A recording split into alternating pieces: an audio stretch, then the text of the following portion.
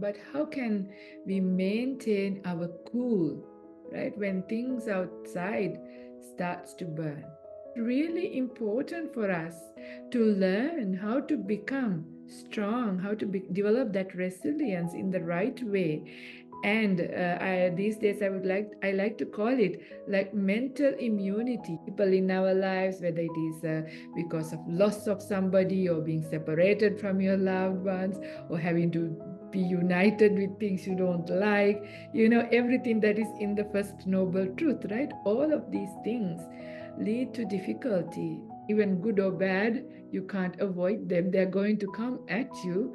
So the entire Buddhist path, all of these teachings are related to this topic. So I have to pick one or two things for today's talk. So there are a couple of different things, and one of the things that I would like to talk about, how to become like how do you maintain cool, like a stable mind when things are difficult. The Buddha says, when we have an experience of sight, so as a result of experience of sight, our sufferings and difficulties are born sometimes, right? We see something that is difficult. Sometimes as a result of what we hear, our sufferings are born. And I think this is much more common. You are minding your day, going about peacefully, and somebody says something that is difficult, and that is the end of your peace and happiness, right? And the difficulty begins there. So same with taste, smells, touches, and feelings, this can happen. But when that contact changes, yeah, when your attention goes to something else, when that contact ends, that feeling ends. But our problem is we don't want to let it go. So we bring it up with our memory. Yeah, we bring it up and we chew and munch on old food, so to speak. Yeah, that is when we keep up that experience in our mind and suffer more. But if you really look at it, when that experience of sight ended, when your attention went into maybe hearing, that has finished. So the Buddha says, if you can bring attention to this fact and notice how feelings arise from contact, and when the contact ends, the feeling is ended. So when we see you finally come, when you keep doing that throughout your day, throughout to your various experiences, it becomes a view. Yeah, slowly, you realize, okay, it's only this much. That idea of all of these things, whatever it is, how difficult it is, how painful it is, it's only this much, and it only lasts this long. Isn't that true? It never lasts forever, right? We've had so many different difficulties, so much difficult pains in the past. Where is it now? Right now, they are not here. We might have other things, but they're new things, yeah? But sometimes we are very, very skillful bringing up things from 20 years ago and still suffer now. But we don't need to do that, yeah? So this is important to remember. So this idea of our suffering, it's a feeling, right? It's a one kind of feeling.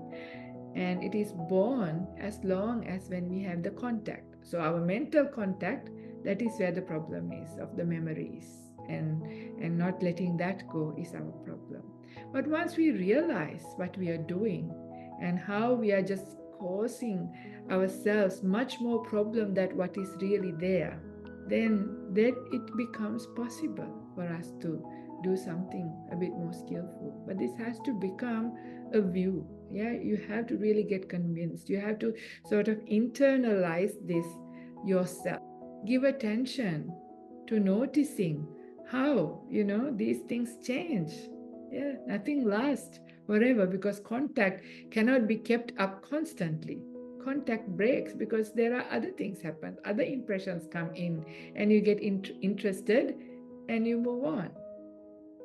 So when you remember that, when you see that in your life again and again throughout the day, then actually a resilience starts to bring up in your mind. Yeah, you realize, okay, I can handle this, I can wait for this. Yeah, this is where patience and acceptance coming with wisdom.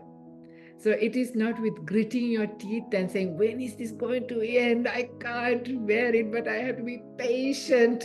And I'm patiently waiting. So this is not patient, right? This is waiting with wanting change, but also with ill will and negativity and all that. That is not called patience. Yeah, patience is coming with wisdom and acceptance. Patience is coming from a cool heart. All we have to do sometimes when things are very difficult is to wait. But wait with wisdom, with understanding. Understanding when that contact ends, when that attention ends, the feelings end. Yeah. And with simple things it seems easy, but when things are really quite strong emotions, big things are happening, and if your mind is a bit weak and down and not with enough energy, then it is actually difficult. So you need to know when you can apply which method. So when things are difficult, there is a time that you can wait, but in order to be able to do this method, which is one of the most efficient ways and effective ways, you have to prepare yourself ahead of time. So this is where the entire practice that we do every day for days, weeks, months, and years come into play. So this is where we build up that joy, yeah, the spiritual joy. This is where our generosity of the heart, our virtue, and all of those things help us, and the way we guard our mind. This is also really important. Yeah, a place where we lose a lot of our mental energy is not guarding our mind. Yeah, heedlessly thinking about things, especially negative thinking, really tires us out, brings our mental energy down, and then we are already very weak.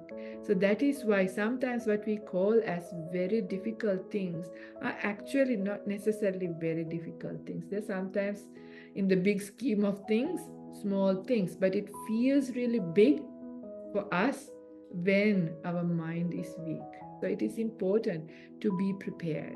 So that is why there is no time for us to lose. Yeah, all the time, constantly, we have to try to guard our mind.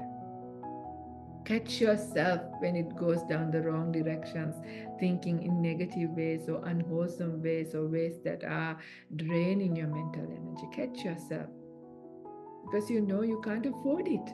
Because at a time like that, another thing happens that is out of your control, and then everything is gone. And then you do things that are unskillful by body, speech, and mind. It's like failure over failure, right? Who has to reap the consequences of that? Me. So this is the problem, isn't it? So therefore we have to be really motivated to guard ourselves. So this is where sense restraint in the Buddhist path is so critical, so important. Yeah, so very important. And the most important thing that we need to guard is the mind. Yeah, mind. Restraining our mind is so important. And everything else, all the other restraints also come from the mind. Yeah, restraint of the eye, ear, nose, tongue, everything also comes from that mind restraint. But restraining the mind is so important. And another thing that you can do to prepare yourself is metta meditation. Yeah, so that kindness, that affection, bringing up that at times when things are good. Yeah, when, because suffering is not constantly there in our lives, right? You also have times that you are joyous, you are peaceful, you are happy. Those times also, just don't waste that time, messing around doing stupid things. When your mind is at a good place, also make it stronger using metta meditation, because that's the time to do the metta meditation, not when you are angry. So you have to do it beforehand. Yeah, so this is how you have to prepare for life.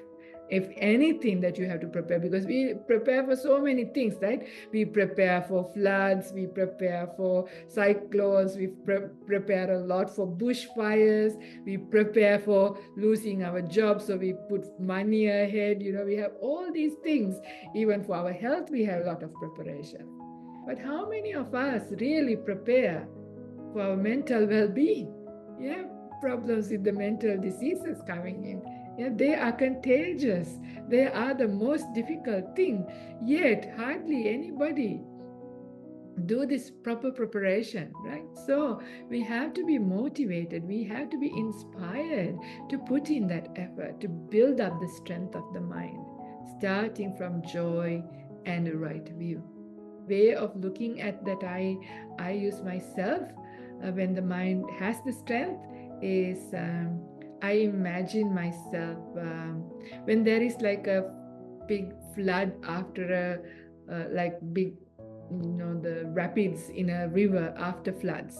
Yeah, if there was some floods, you can see trees, bicycles, people, cattle, everything sort of going in the river, right? Floating around.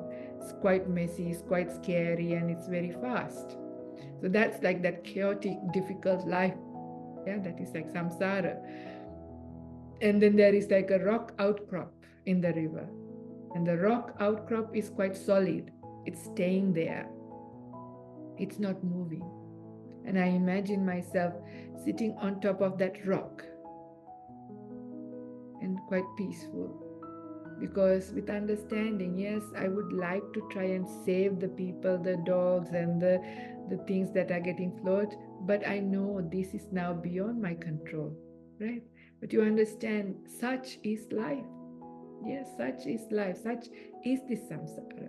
Samsara is kind of unfair, and all these things we have to face in life. This is happening.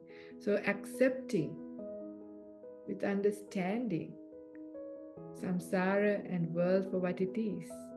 So once you have that understanding, that right view, when you accept that, you are able to remain cool and wait. And you can wait with compassion. You can wait with compassion for the suffering that is happening for yourself and others. Yeah. Because some of these things are beyond our control. We saw when COVID happens. Yeah. No matter how powerful we are, even the experts in COVID got COVID and died. Yeah. Doctors got COVID and they died. And everybody else, whether you were strong, even Olympic athletes died. So you see that these things can be quite out of our control. But if we accept life and samsara for what it is through understanding, then we are able to stay with patience.